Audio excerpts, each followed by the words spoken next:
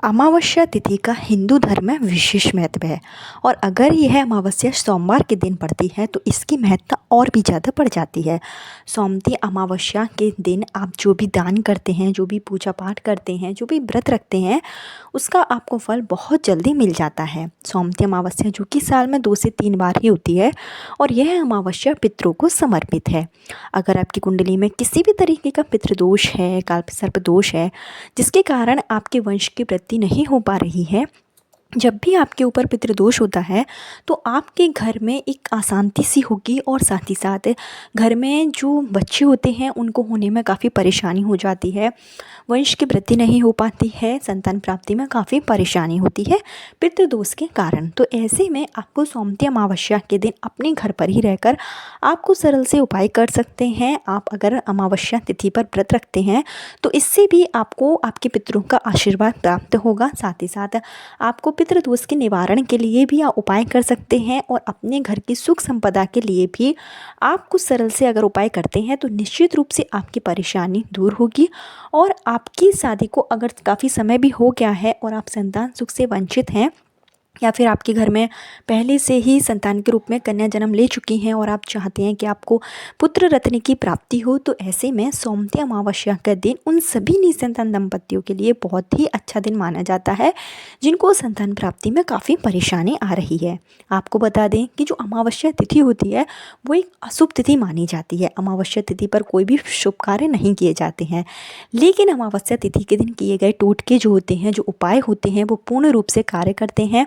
अमावस्या की रात्रि में चंद्रमा की जो कलाएं होती हैं वो विलुप्त होती हैं और सूर्य जो है वो उतना ही प्रभावशाली हो जाता है, सूर्य की शक्तियाँ उतनी ही बढ़ जाती हैं अमावस्या तिथि पर। तो ऐसे में आपको अमावस्या तिथि पर सूर्य को अर्घ्य जरूर देना चाहिए। साथ ही साथ आपको अमावस्या तिथि पर भोलेनाथ को भी प्रसन्न जरूर करना चाहिए। सोमती अमावस्या के दिन शिव भगवान के साथ में पूरे शिव परिवार की पूजा करने से आपकी जो भी मनोकामना होती है वो बहुत जल्दी पूरी हो जाती है। सोमती अमावस्या संतान प्राप्ति के लिए बहुत ही शुभ दिन माना जाता है। सोमती अमावस्या के दिन अगर आप इस वीडियो में बताए गए कुछ सरल से उपाय कर लेते हैं तो निश्चित रूप से आपकी मनोकामना बहुत जल्दी पूरी होगी। 2024 की आखिरी जो सोमती अमावस्या है वो इस बार 30 दिसंबर के दिन होगी। अमावस्या तिथि की जो शुरुआत है वो 30 दिसंबर को सुबह 4:09 पर होगी और अमावस्या तिथि का जो समापन है वो 31 तारीख को सुबह 3:49 पर होगा। ऐसे में उदय तिथि के अनुसार जो अमावस्या तिथि मनाई जाएगी वो 30 दिसंबर को होगी। बहुत से लोग अमावस्या तिथि पर व्रत रखते हैं। अगर आप भी व्रत रखते हैं तो इससे आपको भोलेनाथ का आशीर्वाद प्राप्त होगा और आपकी कुंडली में अगर किसी भी तरीके के कोई दोष हैं तो वो दूर होंगे। तो अमावस्या तिथि पर आप व्रत जरूर रखें, जो कि आपको 30 दिसंबर को ही रखना है। साथ ही साथ अमावस्या तिथि पर आपको सरल से उपाय भी करें। कुछ चीज़ों का आप दान भी कर सकते हैं। क्या चीज़ें हैं जिनका आपको दान करना है जिससे कि आपके वंश की वृद्धि में जो भी रुकावट आ रही है वो दूर होगी, या फिर कौन से ऐसे उपाय हैं जो आप करेंगे जिससे आपकी पुत्र प्राप्ति की कामना जल्दी से जल्दी पूरी हो जाएगी। हेलो दोस्तों, मेरा नाम है श्वेता तिवारी और आपका मेरे चैनल धर्म ज्ञान इंडिया में स्वागत है। आपको इस वीडियो में मैं कुछ सरल से उपाय बताऊँगी, उनको आप पूरे नियम के साथ जरूर करें, आपकी मनोकामना निश्चित रूप से पूरी होगी। लेकिन अगर आप मेरे चैनल पर पहली बार आए हैं तो चैनल को सब्सक्राइब जरूर कर लें। वीडियो पसंद आए तो लाइक करें और कमेंट बॉक्स में हर हर महादेव या श्री शिवाय नमस्तुभ्यम जरूर लिखें। तो आपको क्या करना है कि जो भी निसंतान दंपत्ति हैं, पति पत्नी दोनों को मिलकर ये उपाय करना है। जो पुत्र प्राप्ति के, संतान प्राप्ति के जो उपाय होते हैं वो पति पत्नी दोनों को मिलकर ही करना चाहिए, क्योंकि जो संतान प्राप्ति के योग बनते हैं वो पति पत्नी दोनों के भाग्य से बनते हैं। तो आप पूरी कोशिश यही करें कि पति पत्नी दोनों मिलकर उपाय करें। लेकिन किसी कारण से अगर पति या पत्नी में से कोई एक व्यक्ति उपाय नहीं कर सकता है तो फिर पति या पत्नी में से कोई भी एक व्यक्ति इस उपाय को करे। उपाय करते समय अपने मन में पूर्ण आस्था रखें, ईश्वर में विश्वास करें और फिर आप उपाय करें तो निश्चित रूप से आपके पुत्र प्राप्ति के प्रबल योग उसी दिन से बनने शुरू हो जाएंगे। इसके लिए आपको क्या करना है कि सोमती अमावस्या के दिन यानी कि 30 दिसंबर के दिन सुबह जल्दी उठें। सुबह जल्दी उठ के स्नान आदि करके सूर्य भगवान को अर्घ देने के लिए आप एक तांबे का लोटा लें, उसमें आपको थोड़ी काली तिल मिलाना है और अक्षत मिलाना है, साथ ही साथ 1 चम्मच आप दूध मिलाकर फिर आप सूर्य भगवान को अर्घ दें। और अर्घ देते समय आप पुत्र प्राप्ति के लिए सूर्य भगवान के इस मंत्र का कम से कम 7 बार जाप जरूर करें। मंत्र जो है इस तरीके से है, ओम भास्कराय पुत्र देहि महातेजस्वी धीमहि तन्नो सूर्य प्रचोदयात्। इस मंत्र को आपको सही उच्चारण के साथ 7 बार जो है करना है जाप। ऐसा करने से पुत्र प्राप्ति के प्रबल योग बनने शुरू हो जाते हैं, क्योंकि सोमवती अमावस्या के दिन सूर्य भगवान को जल चढ़ाकर अगर आप इस मंत्र का जाप करेंगे, साथ ही साथ अपने स्थान पर ही खड़े होकर एक बार परिक्रमा जरूर करें।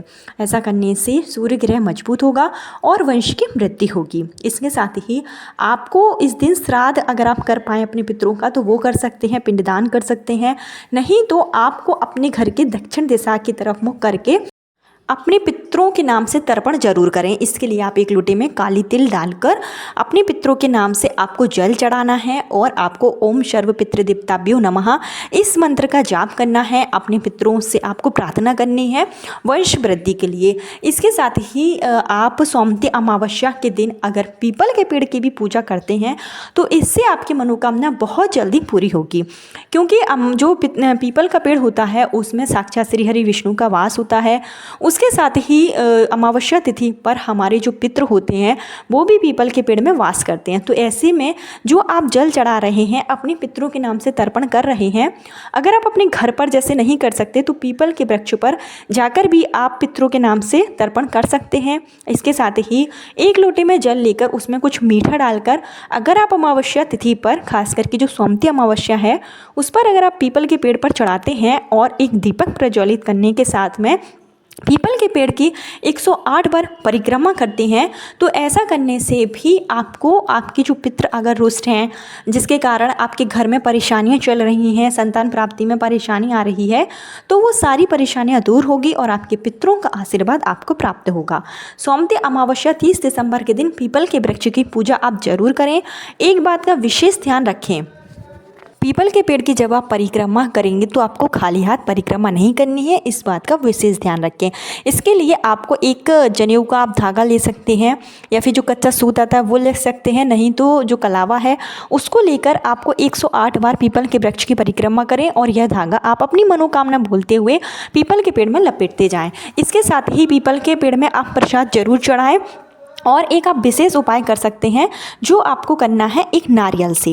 अगर आपके ऊपर किसी ने कोख बंधन कर रखा होगा या फिर आपके घर में किसी ने कुछ कर रखा होगा जिसके कारण संतान प्राप्ति में बाधाएं आ रही हैं, आपका गर्भ जैसे बार बार गर्भ धारण तो होता है लेकिन मिसकैरेज हो जाता है, तो इस तरीके की अगर कोई परेशानी है तो उसके लिए आप एक विशेष उपाय कर सकते हैं कि आपको लेना है एक नारियल, जो सूखा नारियल आता है मेवा वाला, वो नारियल आपको लेना है और इस नारियल को ऊपर से आपको थोड़ा सा काटना है और इस नारियल में आपको जो आटे की पंजीरी होती है, आटे की पंजीरी जो आटा भूनकर बनाई जाती है, वो पंजीरी में थोड़ा सा चीनी डालकर आपको इस पंजीरी को उसी नारियल में भर लेना है और ढक्कन जो है वो लगा देना है नारियल का।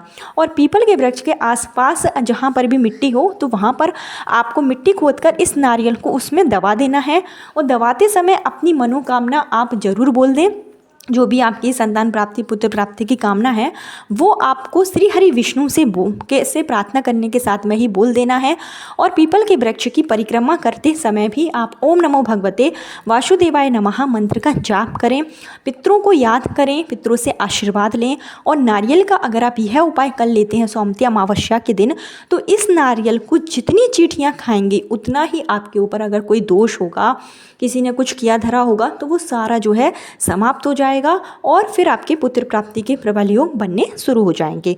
तो नारियल का यह उपाय आप सोमवती अमावस्या के दिन जरूर करें। यह जो टोटका होता है वो बहुत कारगर होता है, इसको बहुत से लोगों ने अपनाया है। इसके साथ ही सोमवती अमावस्या के दिन आप लड्डू गोपाल का भी पूजन कर सकते हैं। आपके घर में लड्डू गोपाल हैं तो उनका पंचामृत से अभिषेक जरूर कराएं, गंगा जल से अभिषेक कराएं। और इसके साथ ही अगर आप दीपदान कर सकते हैं, किसी पवित्र नदी में जा सकते हैं, गंगा नदी में या कोई भी पवित्र नदी है तो उसमें दीपदान जरूर करें। और आप इस दिन जब लड्डू गोपाल को स्नान करें तो उसके बाद में माखन मिश्री का भोग लगा सकते हैं। आप संतान गोपाल मंत्र का भी जाप कर सकते हैं। इसके साथ ही जो सोमवती अमावस्या है इस दिन शिवलिंग पर पंचामृत से अभिषेक करना विशेषकर लाभकारी माना जाता है। सोमवती अमावस्या के दिन पुत्र प्राप्ति के लिए आप शिव भगवान की पूजा अर्चना जरूर करें। शिव भगवान को आप दूध दही से पहले आप अभिषेक करें। इसके साथ ही जो पूरा शिव परिवार है उसका अभिषेक करें और शिव भगवान की जो प्रिय चीज़ें हैं वो आप शिवलिंग पर जरूर अर्पित करें। खास करके धतूरे का जो फूल होता है पुत्र प्राप्ति के लिए शिव भगवान पर आप जरूर चढ़ाएं और साथ ही साथ शहद का लेपन भी आप कर सकते हैं। भोलेनाथ के आप मंत्रों का जाप करें और इसके साथ ही आप माँ पार्वती से भी पुत्र प्राप्ति के लिए इस दिन प्रार्थना करें। ऐसा करने से आपके पुत्र प्राप्ति में जो बाधाएं आ रही हैं वो दूर होगी और आपके घर में बच्चों की किलकारियाँ जरूर गूंजेंगी। सोमवती अमावस्या बहुत ही अच्छा दिन होता है।